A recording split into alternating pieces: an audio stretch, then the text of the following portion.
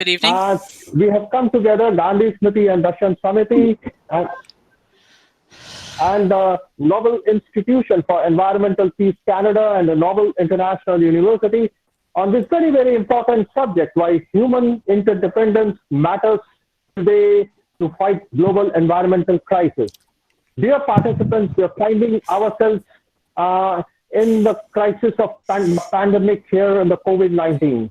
In this context, the whole idea, whole notion of human interdependence, the human interdependence between the nature, human, and all other living beings has become all the more important, more than ever before. You see, the apostle of peace, Mahatma Gandhi, believed in the cosmocentric approach to human nature when he was talking about that human beings are part of the cosmos. Oh. Hello sir हबीस क्या होगी हबीस continue लेकिन किसी sir আমি আপনাকে পাঠিয়েছি link ওই লিংকে শুরু করলেই এসে যাবেন কোনো প্রবলেম নেই হ্যাঁ হ্যাঁ হ্যাঁ ঠিক আছে স্যার ঠিক আছে okay okay okay okay hello Yeah, I'm sorry. I'm really sorry. Actually, Professor Bob called me up to find out how to enter.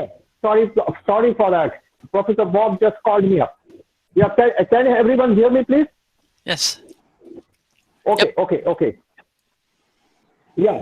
So, as I was telling you, that Gandhi was clear that in the non-violent society, as human beings interdependent, should discourage all forms of exploitation, domination, injustice, and inequality, and should find ways of institutionalizing and nurturing the spirit of love, truthfulness, social service, cooperation, and solidarity.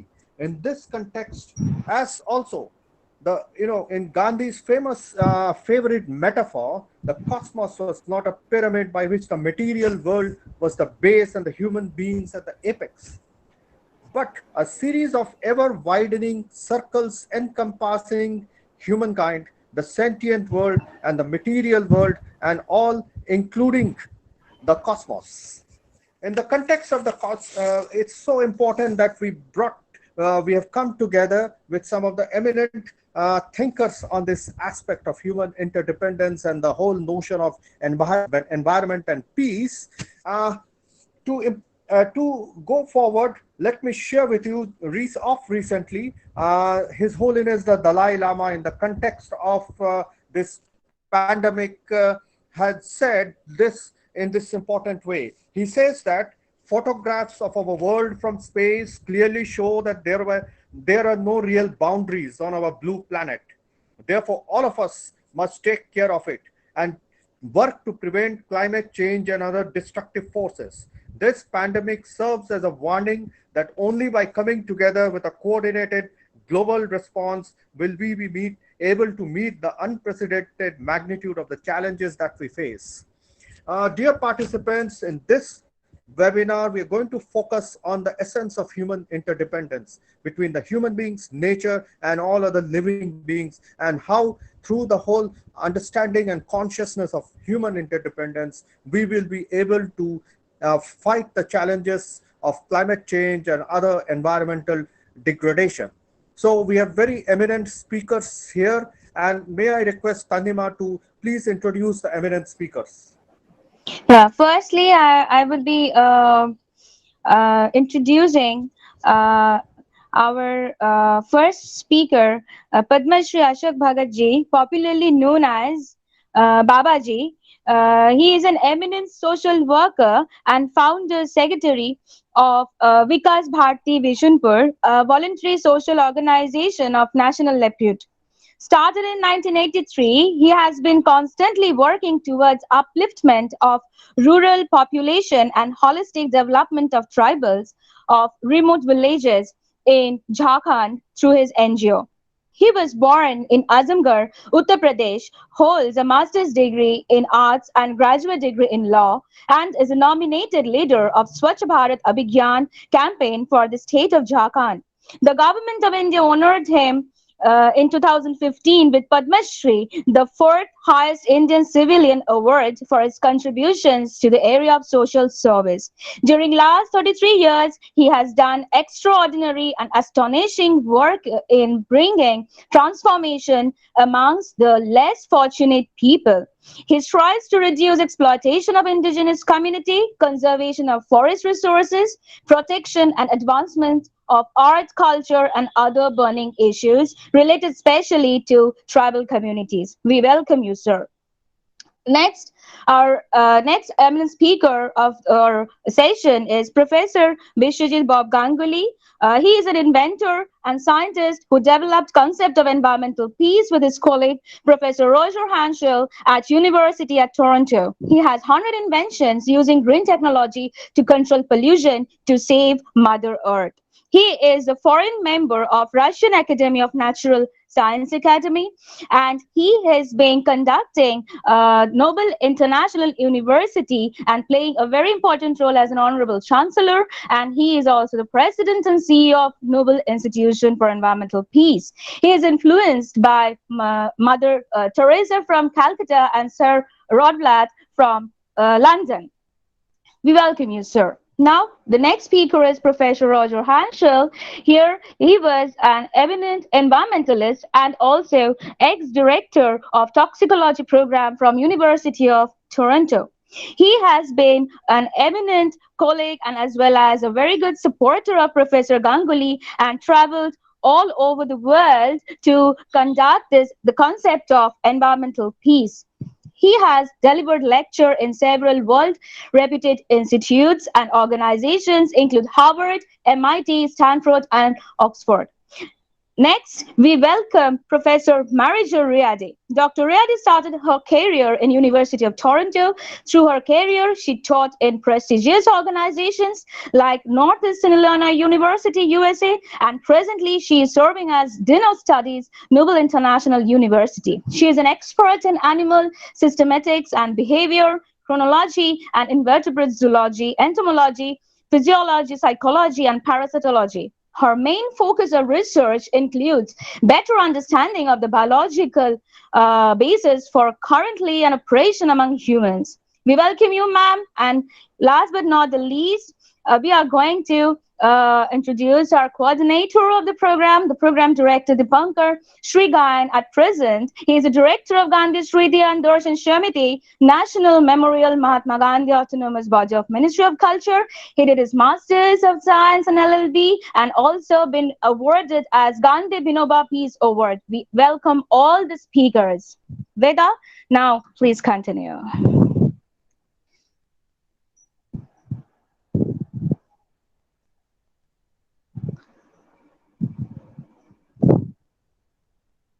Hello.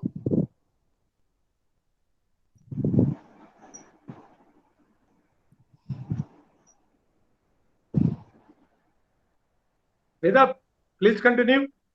Veda, please continue.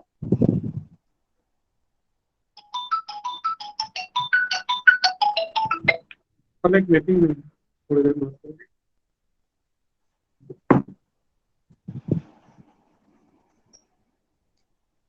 Dipankar sir. Okay. Yeah. Perhaps there is a misconnection between. On behalf of Gandhi Smriti and Darshan Samiti, it's my privilege to welcome Professor Bob, and I will love him to call Vishwajit Mukherjee because he is by origin an Indian. Professor Roger and Professor Mariju, all the three experts in the field of environmental peace, animal behavior, and green technology. They are the experts, and apart from that, the person who is chairing this meeting, Padma Shri Ashok Bhagatji, I call him social scientist. I have worked with him for last 20 years almost. And I have seen his work from this grassroots level, and a man with this science background and changing the whole society with his great zeal for change and great zeal for conserving the environment. Hello. The participants, I really welcome all of you for showing your interest in this webinar. When we started doing the webinar, I thought that the pandemic is really a difficult time for the humankind, but this has given us an opportunity to connect us with the world. And on basis of these Hello. opportunities, we have already done so many webinars. We are doing this subject, that's the interdependence of the living organism and the environment over a period of time. And we have done it in the schools, we have done in the colleges, we have done for the many stakeholders. But this has become most relevant in this critical time of COVID-19, when we found that after the lockdown, the environment started rejuvenating. The environment started making a sea change, and within period of over 1 or 2 months, everything was rejuvenated. So that has become most important for all of us to understand it. For a long period, people are talking about environmental change, the global warming, everything. And we have done a lot in the field of science to minimize this or to correct this. We have, throughout the world, we have invested a lot to make the things clean, make the things habitable.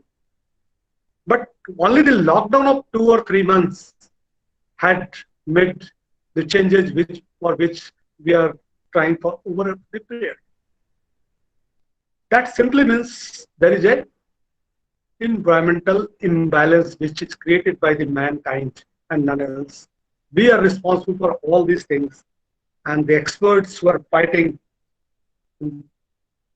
either it is Bob, Roger, Marjo, Padma Shri Ashok Bhagatji, or anybody else who is fighting to make it, they were just agitating for this, but people were not understanding what are the consequences. One small virus made the change throughout the world, change the psychology of the world, and now it is the right time to hear these experts over this issue, understand their point, and believe in their work, and go ahead with their advice so that the environment is maintained, cleaned, and balance is established. I think all the participants who are just joining us, right from Canada and US in the early morning, and from India in the late evening, they will agree that this subject is the real demand of time, and everybody must understand that what his duties are, what his responsibilities are towards the environment, and if he fails or she fails to care the environment, when the environment is failing to care us, the time will be very tough for all of us. We have selected the panel with a view that few are academicians who are doing research work and who are teaching this over the long period of 30 years and 35 years. And one is the practitioner who is doing it for last 33, 34 years. So it is a combination of academia and practitioner, and that I am sure will help the participant to understand the subject very clearly and too honestly. I With this word, welcome Bob, Roger, Mariju, Bhagatji, and all of you who are participating in this webinar. I really thank Tanima for introducing our panelists and in such a beautiful way that in the very small words she explained their work. Thank you all for joining this webinar, and I request now Vedvyas Kunduji to kindly conduct the webinar. We are still late and I apologize for the late beginning of this webinar. Thank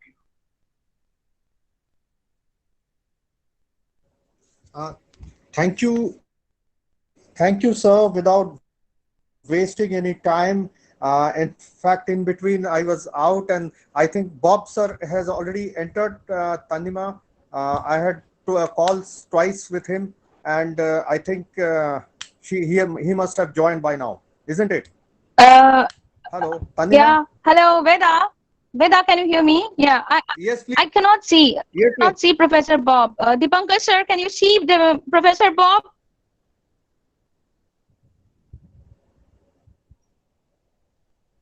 Yeah. Bob sir is there. Bob sir is there. Professor Bob Ganguly. Yes. You Thankfully, can he's see? there. You can Yes, see? yes. You He can has been see? able to.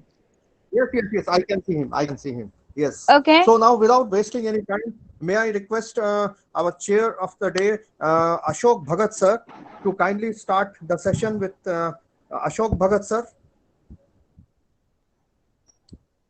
Ashok Bhagat sir. Ashok I, Bhagat sir. yes. We are working in tribal area. Our basic principle is a sustainable development, environment friendly.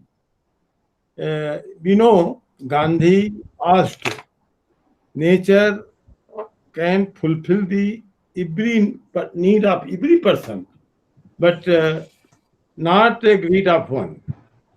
In this concept, we are living in with the tribals near about uh,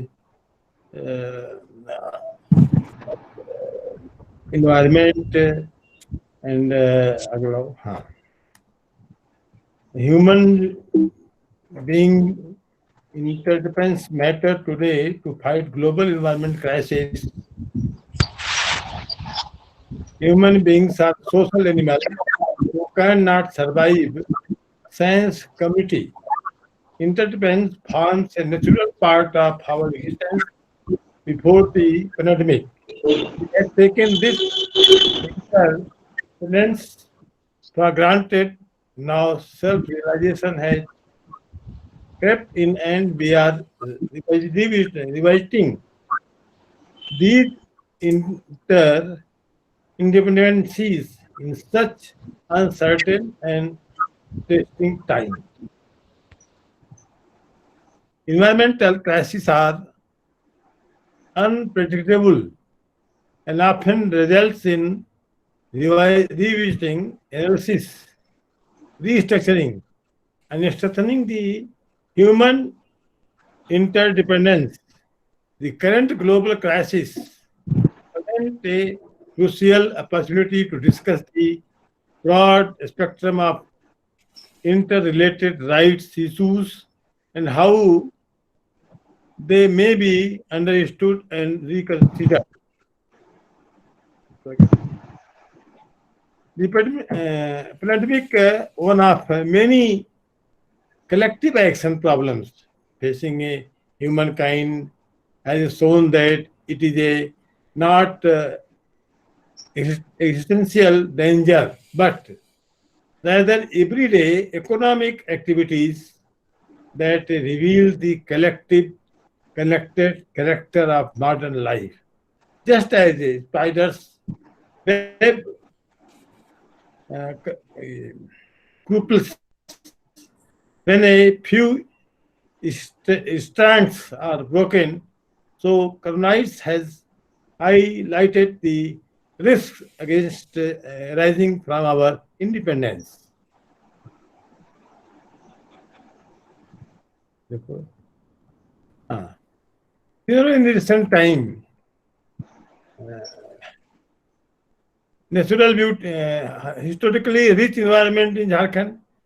Nature has a blessed Jharkhand with natural beauty, dense forest, fast flowing rivers with backdrop of hills, waterfalls, vegetations, animals. Go to our strategy is that go to the people, live among the people, learn from the people, plant with the people, work with the people, start with the people, learn by doing. Strong human interdependence in environmental sustainability effort of Vikas Bharati, our organization, during last 37 years.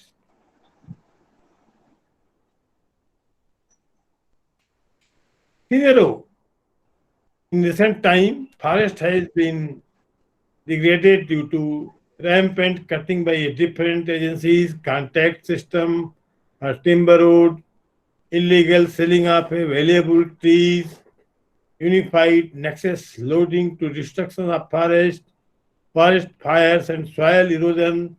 This has adversely affected the environment and economy of tribal community. Numerous initiatives Vikas Bharati Sunpur, numerous ideas were promoted by the team of Vikas Bharati during last 3 decades to protect the natural resources, jal, jangal, zameen, enhanced vegetable cover in a remote villages of Jharkhand. Dharti Raksha Vahini, operational since the year 1998, is one such model of human interdependency which was initiated in entire Jharkhand to protect the natural resources. It became the big force to save the land, water, and forest in their respective region.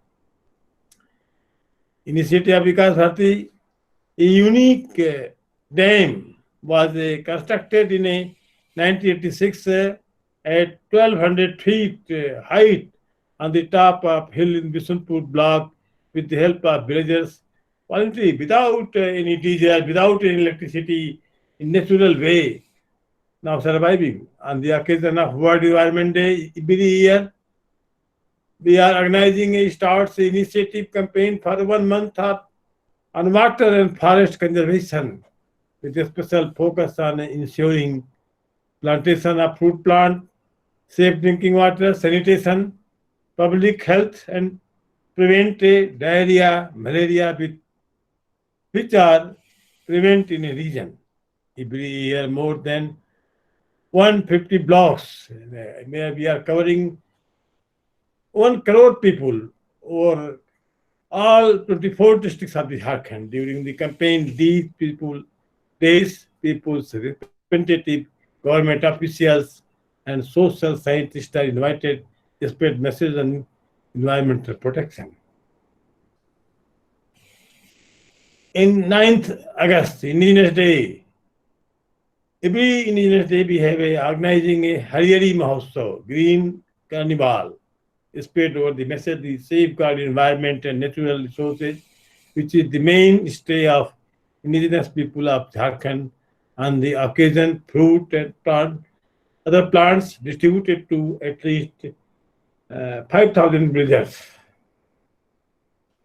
Green Carnival, the picture of the Green Carnival, horticulture promotion for the survival and building a community faith in traditional medicines. The faith is traditional medicines is regarding among the rural community by ignorance, by exposure to modern medicines. To bring back faith of rural community, Vikas Bharati promoted demonstration sites, revamped traditional practitioners, and promotion of indigenous medicines and politicizing at the community level.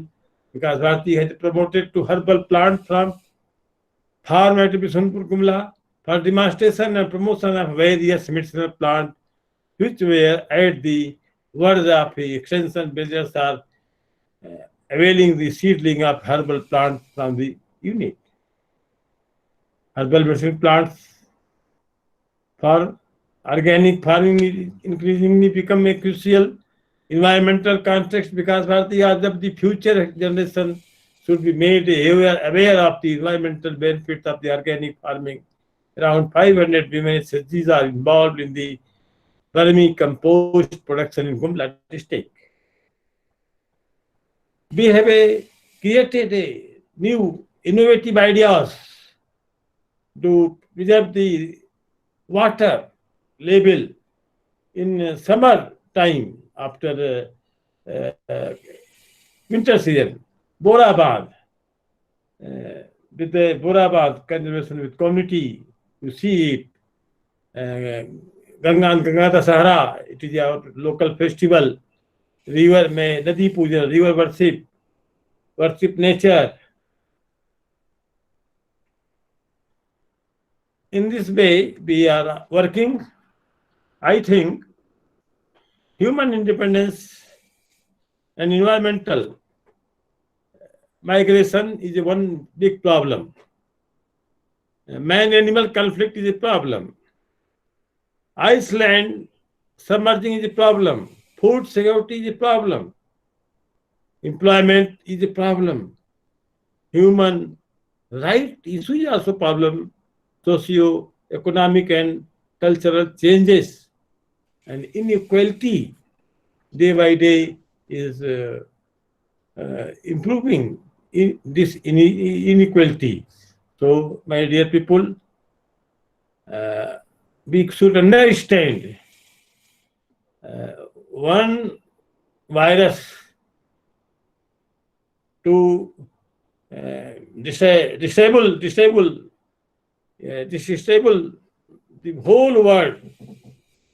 But in our villages, in our India's peoples, where we are working, they are not worried about this. They are fighting because they are strong by nature. They are living with the nature. They are living with the natural resources. They believe in nature. They worship in nature. So here we want to say again, nature can sustain everyone, but not greed of one. In this era, greed in atomic age, greed is so high. We want so little world. And never think about Gandhi, Swaraj, village independency. Now we can, at last, we want to say, this problem can be taken as a challenge. This challenge can be taken as a opportunity about rethinking, self-reliance, self-independence, village economy, and decentralized the power and financial power, economic power also. Thank you.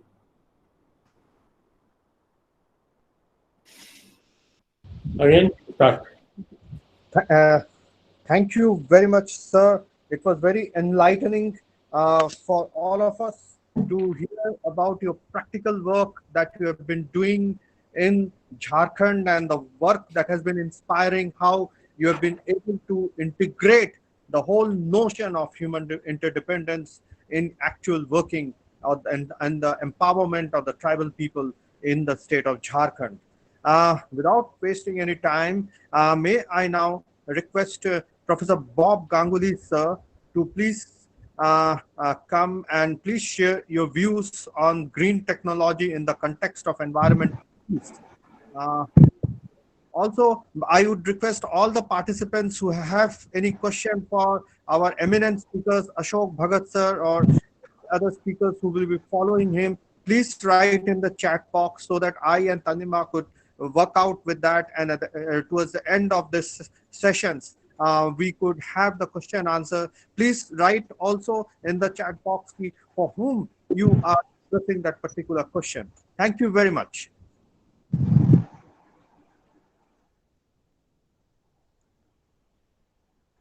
Professor Bob Ganguly, sir.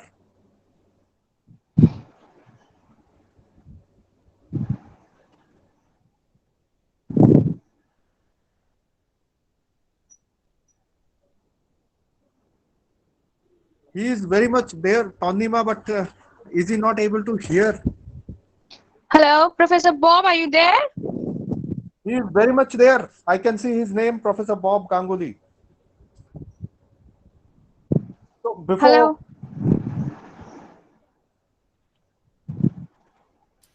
I think his mic is off. I think his mic is off. Yeah. So can we ask Madam Mary Jo to start so that we can help Professor Bob Ganguly, sir, with his microphone possibly? Tandima? I'd be very happy to. Yeah, ma'am, please. And thank you. First of all, I want to say I cannot agree more with with the comments of Chair Bhagat. You're going to hear some of the same thoughts, I think, coming up. So if I may, I'd like to present my screen. A window here. Select the window. Screen 1. Allow. Okay, I want to close that. And can you see my screen? Or up? There it is.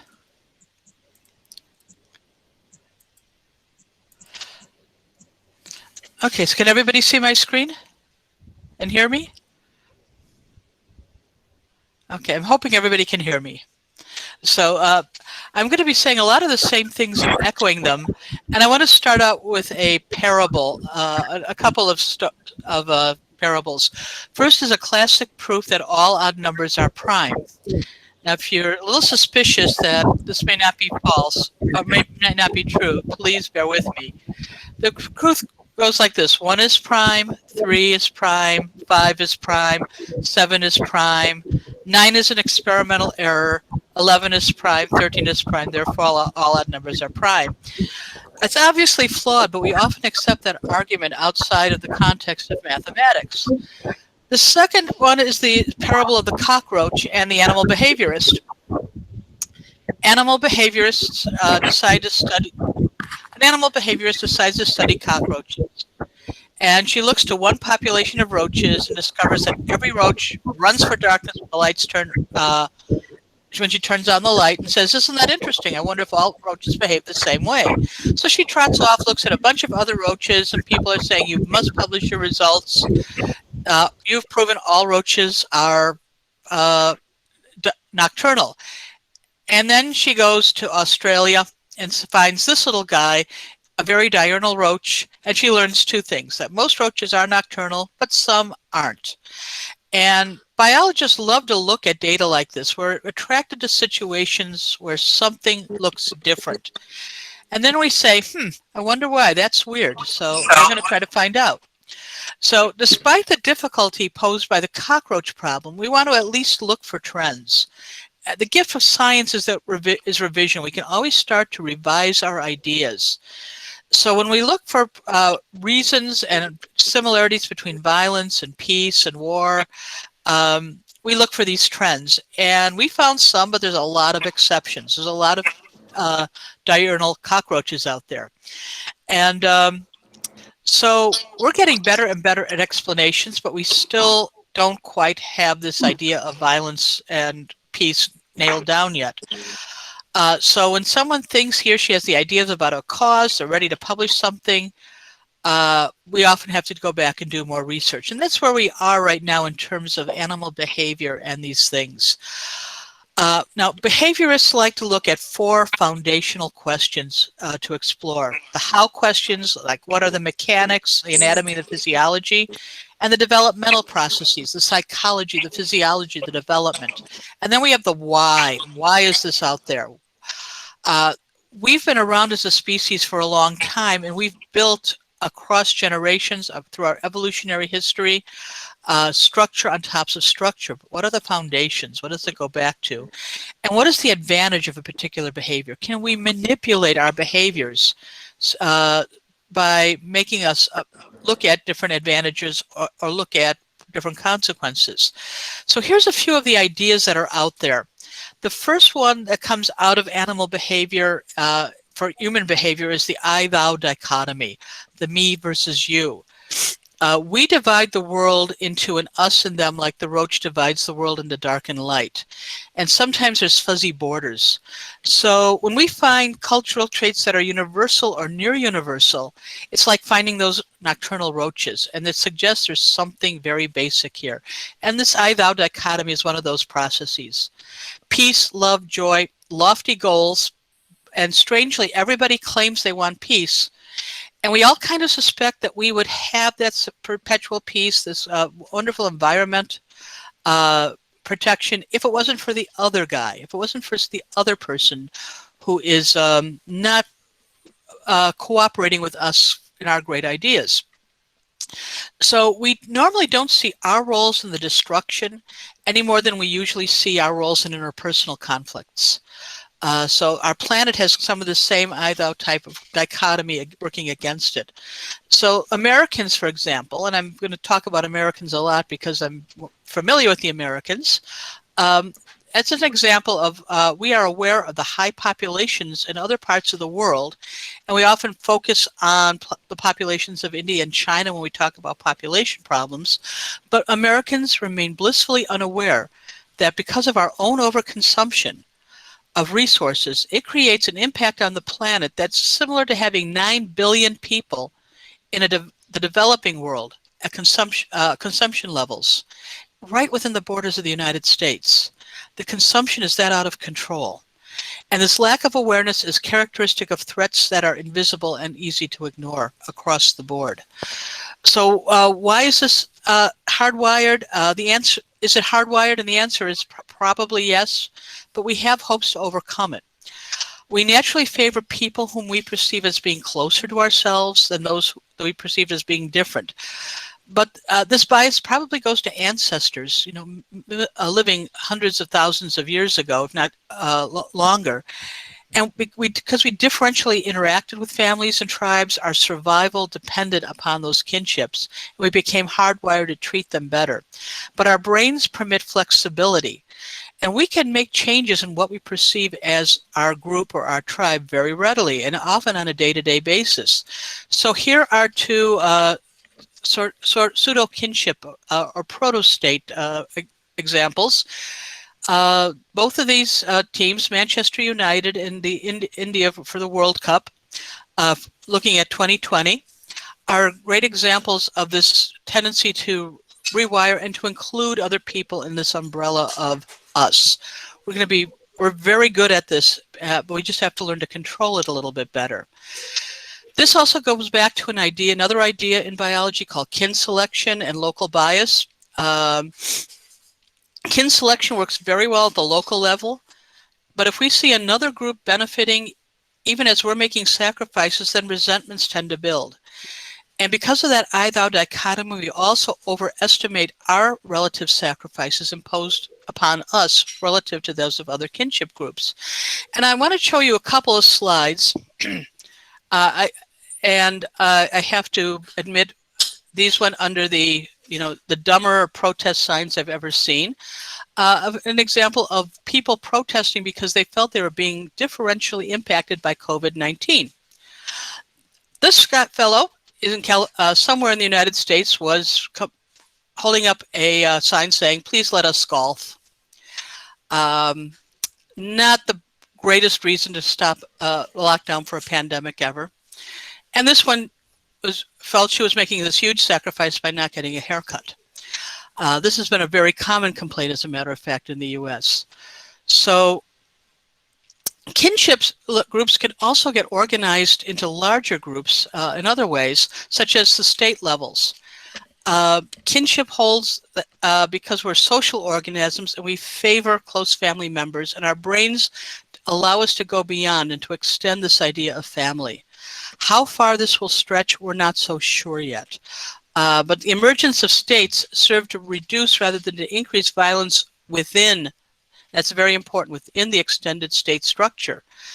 Because as states organized, they tended to claim violence as their own. You weren't allowed to go out and kill, but the state usually could. So it discouraged, but didn't always prevent the commission of violence. And at times they systematically channeled it into specific directions. The Holocaust of the Nazis killed millions. bondage slavery within the United States, and then it's peonage slavery and prison labor, which was the 20th century form of it, brutalized millions more. The flexibility also provides a defense against some of this outside oppression. And I'd bring as an example Shaka Zulu, the last monarch of the Zulu Empire. And the Europeans had a lot of difficulty struggled with the subjugation of the Bantu peoples.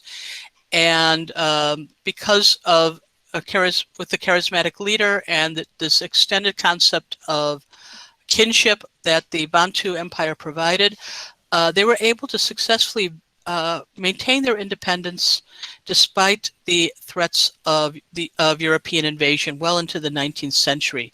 We saw similar defenses well into the 20th century by both India and Ireland. But they didn't all work out as well. We've also had cases where the groups fell apart in the face of external threats, such as the Métis Rebellion and the First Nation rebellions in Manitoba, Canada, and the Sitting Bull Lakota Plains Rebellion in the United States. So colonialism basically this is the acquisition of political control over another country, occupying it with one's own group, exploiting its resource and or its people. I say or because there's always the possibility of genocide that has happened as well. And states channeled and placed limits on within-state violence, but they often use the kinship group that extended to create conquering armies to go after others. Now, here's where that I-thou dichotomy comes in again, because people within the conquering group usually thought that possessing colonies was a very positive thing. On this Christmas stamp from Canada from 1898, you can see the British Empire, and it's being extolled rather than looked upon as something questionable. And they're saying that they were the vastest empire that's ever been. That's also wrong. Here's the vastest empire that's ever been. This in blue is the Mongolian Empire of Genghis Khan. And it's also arguable today that the American empire, based upon its location of its military bases, may be rival Genghis Khan's. But if you look at the actual territory we claim to have, it's much smaller. Now, what does this have to do with the environment? Our environment is also under attack. Our kind has long claimed the right to move into the remaining territories of other peoples and other species to claim those resources as our own. We have partially withdrawn during this time, and wildlife has taken the opportunity to do the same thing and try to reclaim some of their habitat, as this beautiful picture of a peacock enjoying a nice day in New Delhi shows. Pictures like these have made us pause and think about how much of their homes we've actually taken from them, how much we've actually colonized the habitats of other species without even thinking of it that way. Right now, this world is becoming increasingly dangerous due to the environmental enemies, massive exploitation of resources, and we're having trouble coming together like the Zulus. We tend to fall apart when it comes to this, more like Louis Riel's coalition, and we don't know why. We don't yet know what we're doing wrong. I have hope in that we're generalists. Generalists are species that can switch behaviors readily. We're probably the ultimate generalist out there. And we can adapt behavioral patterns to exploit the environments we live in, maybe even to save the environments that we live in. We do a lot of this through brain training. We can train our brains to adapt to cultural patterns, to promote peace and respect for the environment, and to favor that over short-term gains. There's one Canadian psychologist named Steven Pinker. He believed that a lot of this our decrease in violence, or what he saw as the decrease in violence, is due to reading and an increase in literacy, but his timeline doesn't match up well. Europe was on the decline of internal violence long before the rise of popular books. There's something much more basic here, and I think it has more to do with this ancient skill of storytelling. I doubt that the skill that co-opts some of our neurons for reading really had an effect that is going to be that big. What may have had an effect, though, is this expansion of storytelling, this expansion of reading that of feelings that could come out of it. But reading is a two-way street also. It's information. So reading a book like Mein Kampf, Hitler's Plan for the Rise of the Third Reich, would have a very different effect on the training of the brain than Les Miserables by Victor Hugo or Midnight's Children by Salman Rushdie. Reading, though, does seem to put storytelling into hyperdrive, and literacy may provide a feedback mechanism that can help shape our worldview in a more positive way. The visual cortex, we know, does become active during reading, but so do other parts of the brain. I'm going to skip ahead just to this slide. And these are the areas of the brain that are active during reading and storytelling. I don't know if you can actually see my little arrow moving around here, but the green and the red. And these are the areas of the brain that we know are high in something else called mirror neurons. Mirror neurons are what let us imagine what someone else is feeling. Somebody tells you they have sprained their ankle and it hurts. You have a good idea what that feels like because mirror neurons in your sensory cortex light up with the information. Reading can stimulate these, and it can start to make the connections, storytelling, but not just in general, but stories and reading that inform people and reach at our emotions about the environment. The visual arts is another thing. It goes beyond reading. Reading is not unique here. And I'm going to show you just a series of 4 pictures quickly, and just think about your immediate gut reactions to them. Ready? Okay. This is a Vietnam War protest in 1968 in Chicago. This was a riot police officer in Chile who's the government in Santiago. She was set on fire by a Molotov cocktail. And then look at this one. Okay, what's going on? This is the St. Paul police, where we've recently had some very severe protests, some very strong protests about an extrajudicial murder of an African American by a policeman, and the police are kneeling before the protesters, expressing that they are also concerned. This had a very different impact on people than that first picture. And here they are in another city kneeling with the protesters. Now, a lot of people actually said, this is just a publicity stunt. There's no reason for this. This is all done. It's all fake. But an image like this can go a long way to healing. But even this attempt is so charged right now that there can be a disparagement of a real attempt on these people, at least, to try to heal some of this rift. We know that people who have more mirror neurons tend to have greater empathy levels. Exposures to negative stereotypes promote hate, and positive literacy, positive storytelling helps change our understanding of peoples and other species. So stories, literacy, this has a very good chance of increasing our empathy towards other people, but we also know it can work towards other species. Author Jack London wrote several books that from the perspective of dogs in the Yukon territories of Canada. And he begins to look at the viewpoint of animals very seriously after Dickens and Hugo began to introduce us to the exploited. Now, can we extend this to other living species? Can we relinquish some of our privileges enjoyed by our species to help others? Can we relinquish our hold on some of their lands, to share the world's resources, to save ourselves, because without them we will die. We know it's too easy to evoke hatred, and it's very hard to heal. And so the challenge really becomes how to jumpstart this direction. Reading, storytelling is one. Science is wonderful, but it doesn't always have the same emotional impact on people. And another way of brain training is manners. Manners are social norms. They've been with us forever. We expect manners. They help us live together.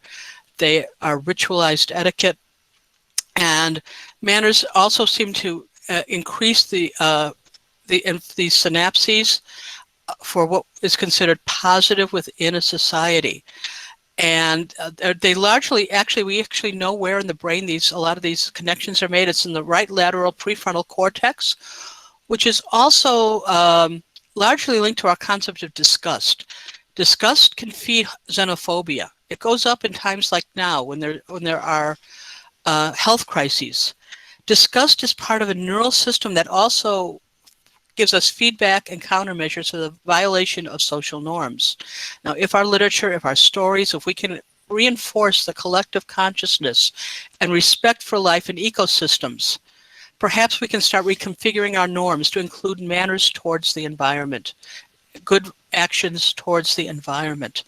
And we've already started to go down this path, and few of us would ever consider going to public torches for amusement, even though the appeal of simulated violence still remains high. Our leadership today, when a leader gets angry and emotional and bursts out, most people don't look upon that as a sign of dominance. They look at it as a sign of being dangerous, immature, and weak. Which brings me to my last point, which is alphas. The ideas, primate societies have leaders. The ideas feed directly into what it means to be an alpha within a primate society. People turn on bullies as soon as they get a chance. Being a bully is not being an alpha. It requires having some kind of species skills, no matter what species you happen to be. Okay. Alphas among humans are protectors. They're the peacemakers. They're expected to look after the weakest members of the troop and to extend protection within the group and to form coalitions. And it's actually a very stressful job, but a good leader gains rights and privileges also within the troop. Can we extend this to the environment? Based upon animal behavior, I am both pessimistic and optimistic. I lean a little towards the pessimistic side, but because we are kind of retrofitting a Pleistocene brain to a 21st century world, and that might not necessarily work very well. We have to continue to struggle with our two inner demons, our quest for accumulated primate power and alpha status. We have an inborn tendency to favor those whom we perceive as being like ourselves. We have to overcome this. That means overcoming prejudices and nepotism and divisions. And we have this tendency to overestimate our own suffering and underestimate the suffering of others. We divide this world into us and them. We have to struggle with these inner demons. And what gives me hope are the other traits of our species. First, that we're generalists, and therefore we're not limited and confined to one behavioral path. We are the descendants of the competitors who subjugated other factions in the past, but we are also the descendants of survivors who cooperated for survival, and of peoples who blended together to form cooperative units. Our second, that generalist brain is also a social brain. We have the ability to use social skills to become more aware of people and species around us. And if we can imagine how a person feels halfway around the world, if we can understand the fear and anguish of a tiger that might be caught in a trap, then we should be able to do this at the level of the ecosystem and the planet. So I'd like to end, and I'm sorry if I'm going a little over. I've really cut this down from about 2 hours to what I hope is less than 30 minutes. I'd like to end with a reminder of this path as articulated by the Swami Vivekananda. We have to have compassion, not just for those people whom we know, but for those whom we will never know and can never know. We have to have compassion for future generations by leaving them a better world rather than a degraded one. We have to have compassion for the plants and the animals that surround us, for the ecosystems that form their homes, and the planet that houses us as well. And we need to arise, awake, and stop, and not stop until this goal is reached. Thank you. And how do I get out of this end slideshow? Thank you, ma'am. Thank you. Yeah. Thank you, ma'am, for the enlightening presentation. It was really a great learning experience. as we are running short. So I am requesting Professor Bob, sir, to kindly take over, please. Professor Bob, sir. I just saw Bob, sir. So can Professor Bob, sir, please come quickly? Soundina, Bob, sir is there. No, I guess he Yeah, was there. Professor Bob sir is there. If not, then Professor Roger Hanschel can take on the lead. Professor Roger Hanschel, if you are there, please take on the lead. We welcome you, Professor Roger Hanschel. Yeah, Bob, sir is there. Bob, sir is there. Hello, Yes, sir. Yes, sir. Yes, can Professor you? Bob is there. Yeah. Okay. Uh, Namaste, my greetings, love to all of you here, the learned speakers and presenters, and also the organizers, as well as my brothers and sisters of India. So, we are working in North America, in Canada, for many years to develop and to implement the concept of environmental peace. It is relation between the environment and the human behavior. So, because our from India, there are many stalwarts and the great personalities of the peace. That is the first I have to tell about Mahatma Gandhi. So he is a symbol of peace, I can tell, as well as our previous other philosophers like Gautam Buddha, Swami Vivekananda. They are also worked for the peace, especially the environmental peace. Now, the we have the problem of the whole world for the problem of the misunderstanding and for also for the some the technology related many technologies related to the not very environmental friendly technologies. So our organization of the Nobel Institution for Environmental Peace, this organization, we are working for many years in Canada, in North America from here, and also internationally, that we are developing many technologies and many to use and implement for for all over the world. So starting from the pollution, now the major threat is the environmental pollution mainly. So the control of the environmental pollution from the industrial, automobile, as well as everywhere. So we have the technologies as an inventor, scientist that also that worked for with many projects and development products, which is excellently using in order to control those kind of pollution in the organic way and the non-toxic way. So this is the basic thing of the environmental piece, as well as that we can change the whole planet with the help of the unification. We have to unite all together. We have to understand. We have to that, and we have to remember all the time. So we have no alternative planet. This is the Mother Earth. This is my mother. This is our mother. We have to realize it. We have to stop fighting against the nations. We have to do for our power. We cannot do it to destroy the whole world, to get our own power as a powerful country, or the something to get the much more. There's a higher. Nobody is a higher in this planet. Only the nature and the supreme power is there. So we have to work all together. We have to love together, and also to use the green and sustainable technology for our present and future generation. So what we do today, so our next generation will gain or they will suffer. So this is my appeal to everybody. It's a kind appeal to everybody that we should work hand to hand, and that we can work with the government. We can work with the people. So we have to think Ma'am, please about this whole world system. stop sharing your screen, ma'am, please. So this is the most important platform that I am talking this Thank thing you. about the peace and the environmental peace.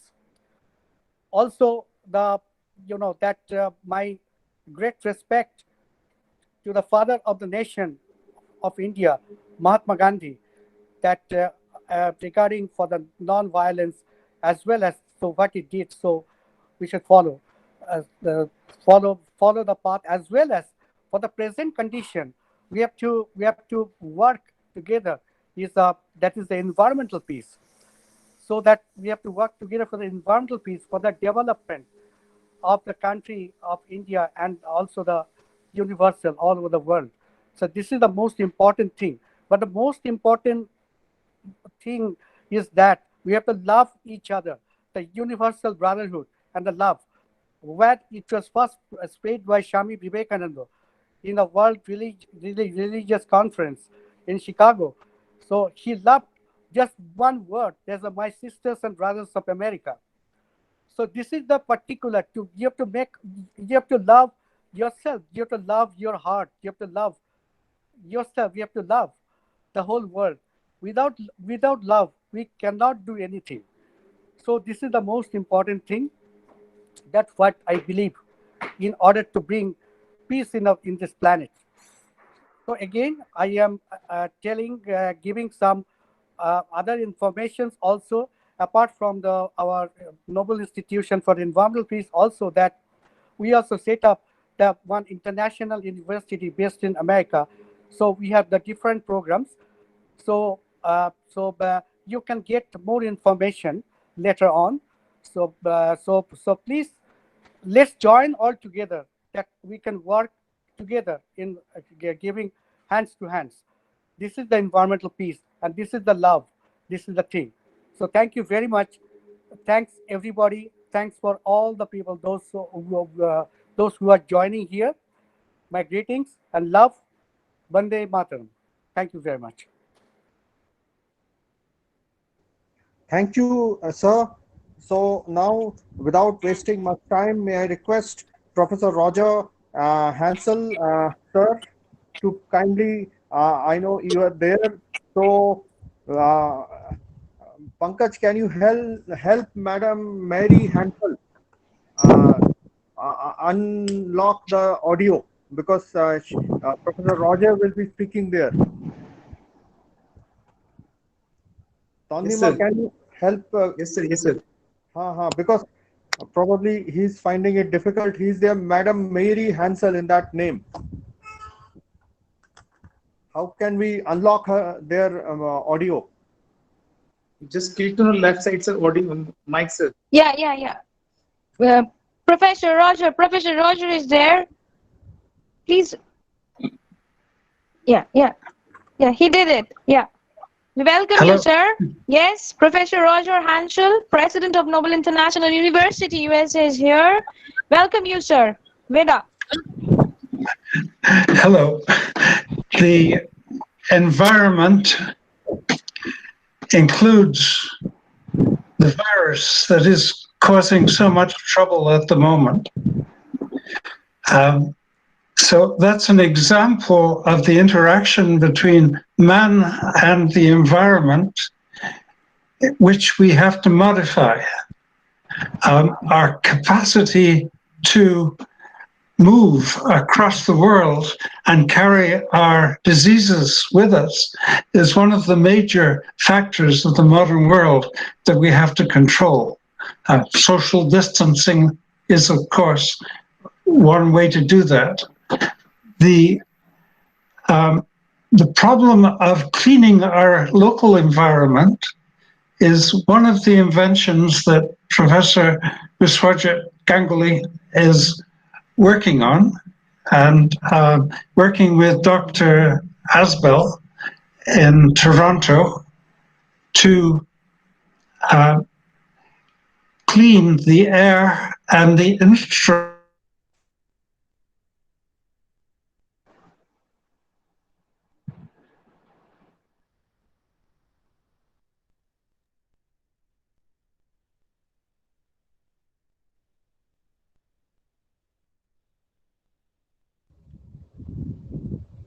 Professor Hansel,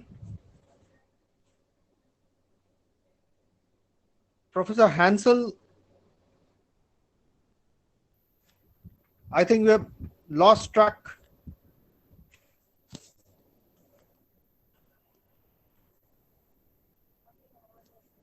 No, very difficult, very difficult.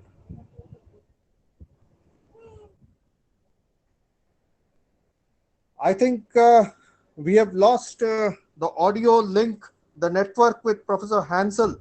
Tandima, can you find আমাকে সবাই শুনতে পাচ্ছে আমার audio on আছে Yeah, Veda, I'm trying. Veda, I'm trying. Yeah. Yeah.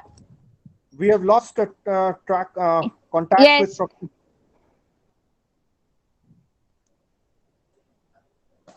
no. Meanwhile, He's there. He's there. Veda, he's there. Mary Hanschel is in. Can you please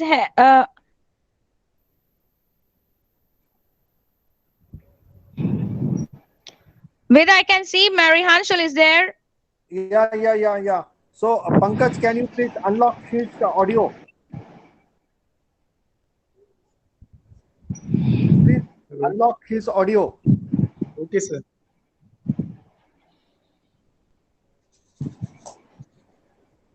जाने ही ना बड़ा मुश्किल था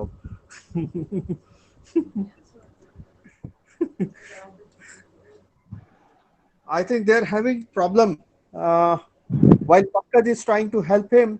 May I ask the participants if they have any questions, so please ask the questions so that we don't waste time. And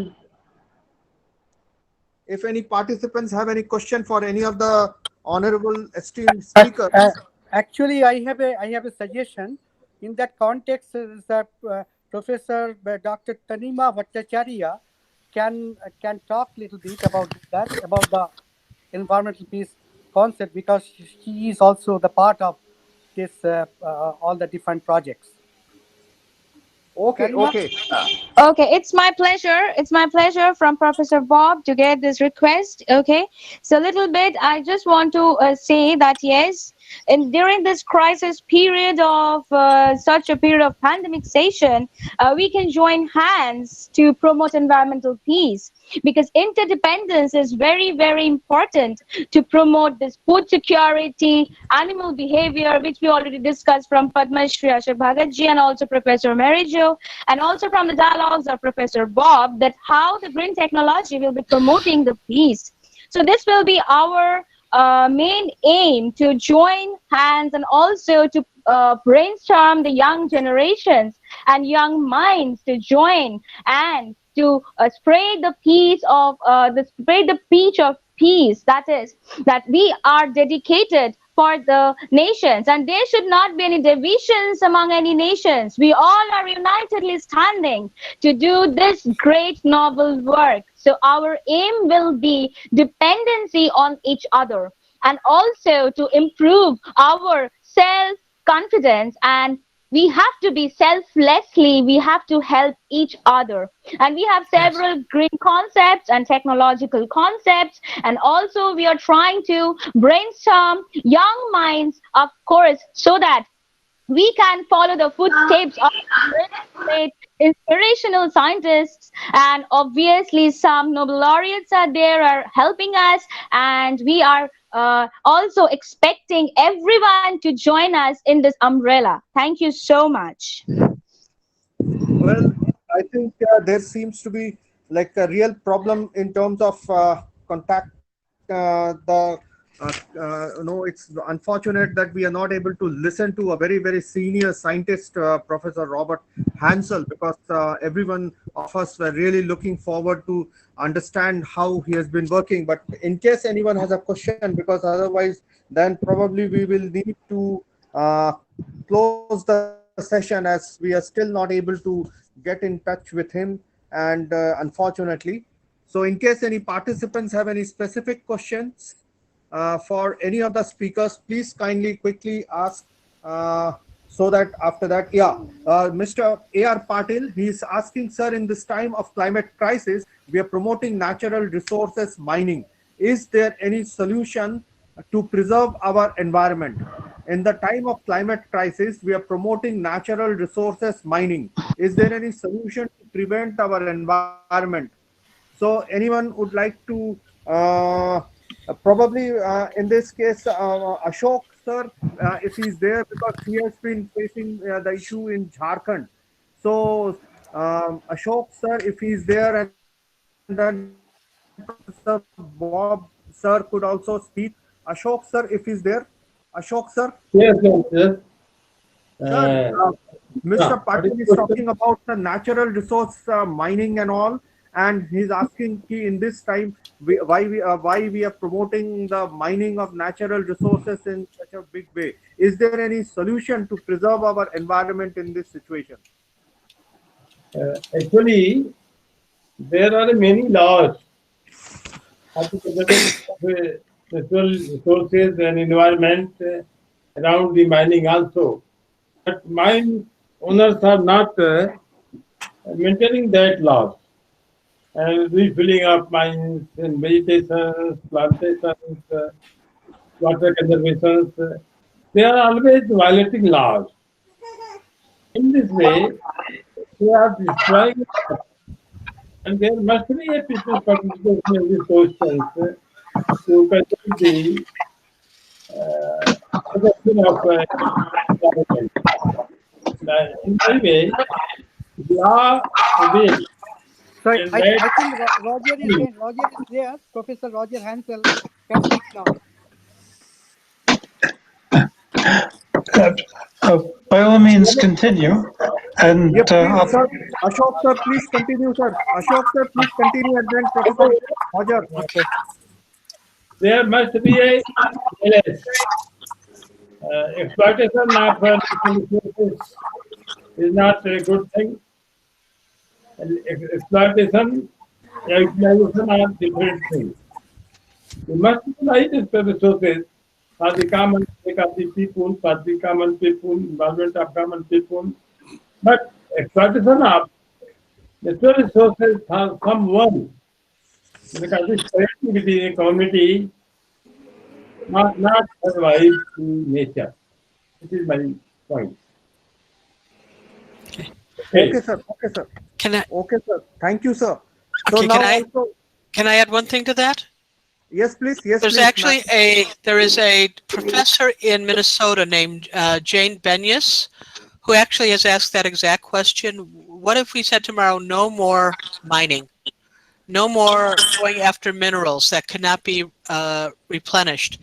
And she founded something called the Biomimicry Institute up in, I think it's around St. Paul, somewhere in Minnesota, and looking for ways we can mimic animals and plants and fungi, things that have been doing a lot of the same things we want to do, but they've been doing it for 500 million years, perfecting methods. And they do a lot of their work with just a small subset of elements on the periodic table. Now, we use everything, including the very toxic ones. We build things with heat, beat, and treat as our method. She says, what if we got rid of that? You can do so many things just by following and learning from the organisms around us. And I'll pass on that. I'll be right back.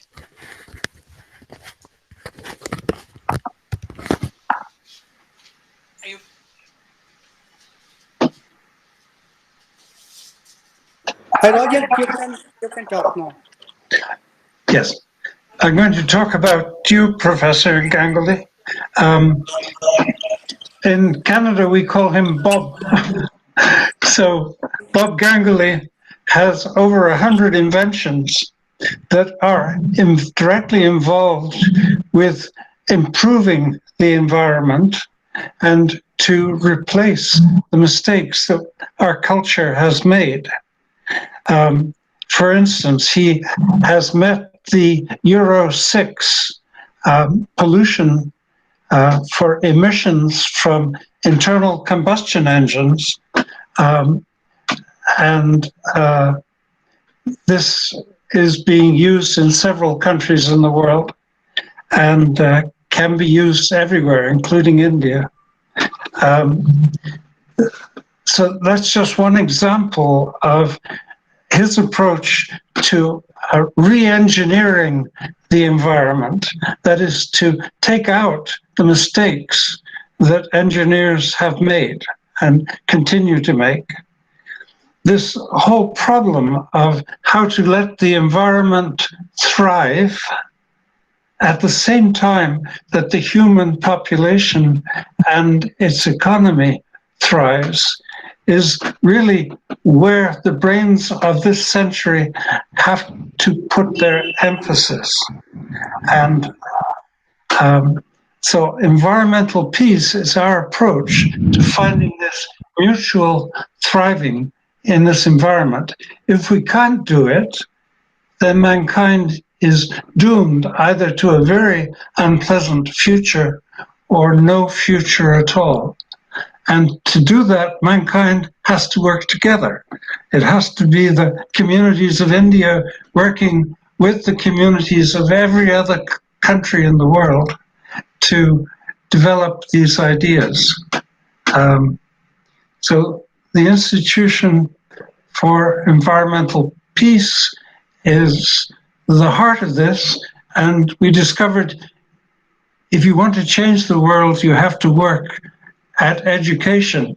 So we developed the Noble International University, which is based in the United States, but has cooperation with over 16 other universities around the world, from North Africa, India, South America, and of course Canada, and Southeast Asia.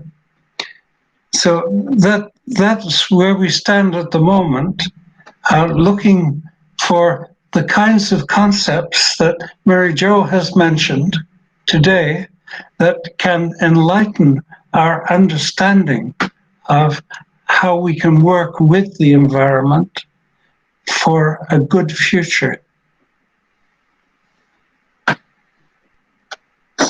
So that's what I have to say at this time. Bob, did you want to add something?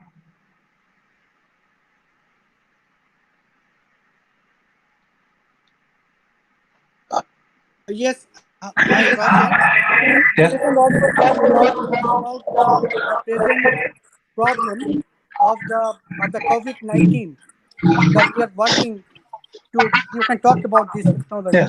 Little bit about that. So what we are trying to bring. COVID-19 is a major part of our environment right at the moment, and Bob is working to clean the air and the instruments that we use, which can pass the virus between us. So he's working with a medical doctor in Toronto, and the next step is to take it to the virus control level. We've had great success with everything up to the bacteria, so that we're down, and the particles in the air he can take out down to 100 or even 50 nanometers, very, very small, the same size as the COVID-19 virus. So we're very optimistic about this. And Dr. Aspel, who's working with us, has other ideas to change the human response to the virus. He's looking for collaborators who can work with small mammal labs to test out these concepts. So yes, Bob, it's a very important area, and Yes, the relationship between the environment and our diseases is critical. yes. Thank you, Roger. Roger, that I want to say also to everybody that last many years that we have been working with many scientists and also the scientists and environmentalists in all different levels all over the world, and we traveled all over the world and lectured in the different continents of the many universities around the world, including the Nobel Prize winners. Right, so we worked all the different personalities around the world. So our main idea to rebuild this planet and bring the peace and harmony in this world. This is our major concept of the environmental peace. And so thank you very much for everybody again. And please join us for our projects as well as to be the part of our organization in order to get the unification. United we stand. This is the most important. This is the message of the environmental peace, right? We have to work in a practical field. So no more theoretical thing. We have gone through many theories and so many things in the past, but we have to bring the things on the top of the table and to save our humanity, and always has to be inside our heart, has to be that is love and peace only, that we are just one nation, just one nation. This is the humanity, this is the peace, right? So this is the one nation in the world, this is the one planet.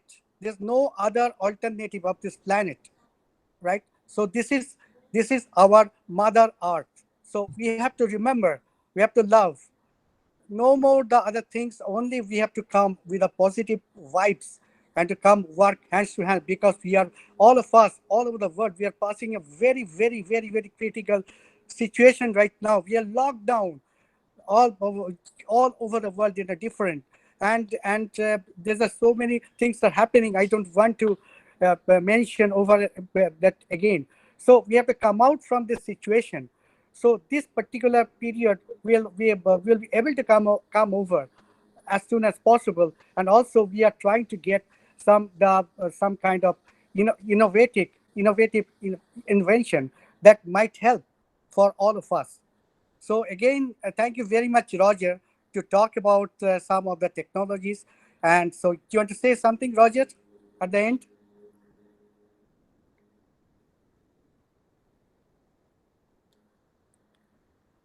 Roger, it is muted.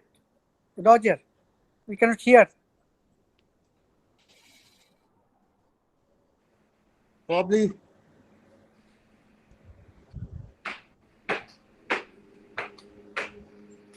So probably I think he's muted. In that case, I think we have come up with some really good points. And may I ask our director of Gandhi Smriti and Darshan Samiti to give the final points, because now we are coming close already. It's 10 o'clock. So here in India. And may I request, because it seems there is again a connection problem, may I request our director, honorable director. Yeah, yes, sir. Ashok, sir. Yes. Okay. Okay. Hello. Okay. Okay. Sir, you want to speak, tell something, sir? कुछ बोलना चाहेंगे, sir? There is only one point of my opinion, that we should work, get together, live among not in isolation. Individualistic thinking is also problem. Self-centered thinking is also problem in society. So always make a society, live with the society, and work with society, not in isolation. That is our socio-cultural impact for nature also.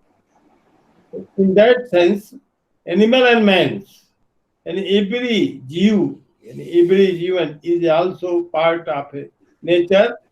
They must be a survive. तुम भी जियो, हमको भी जीने दो. आप translate कर देंगे. तुम भी जियो, मुझे भी जीने दो. To live and also like me life. I think. Thank you.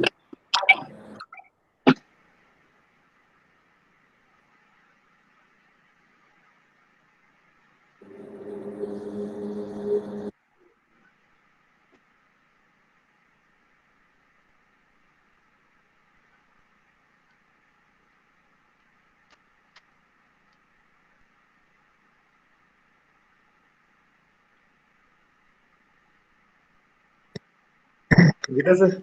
Vida sir.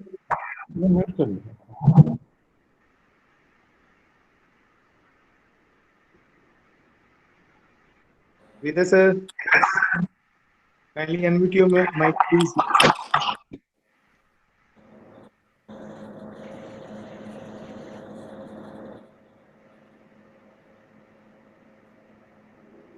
Okay, perhaps we are missing Veda.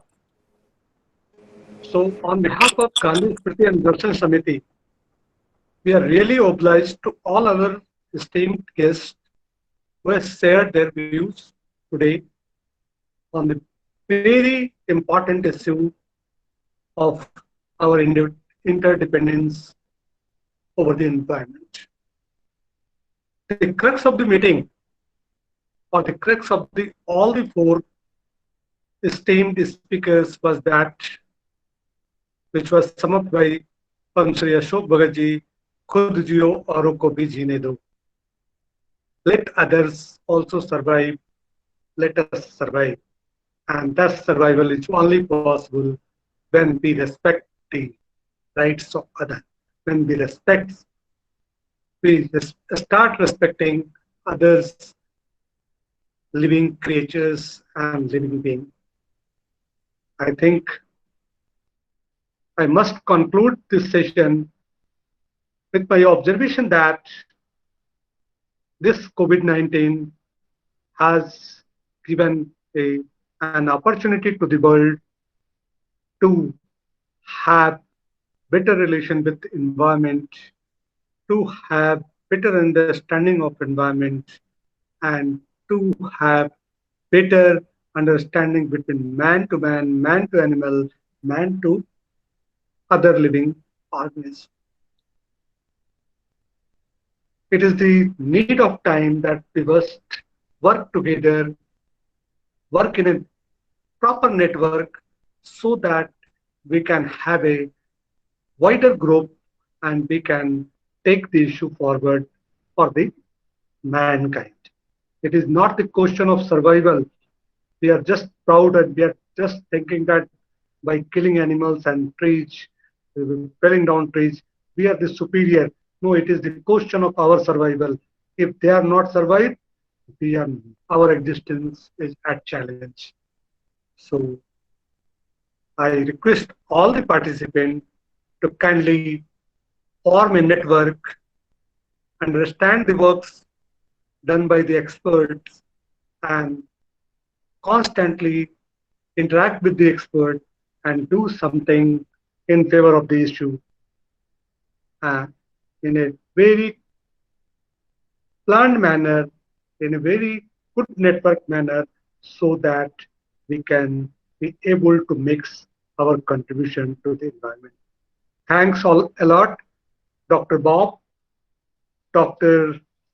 Mariju,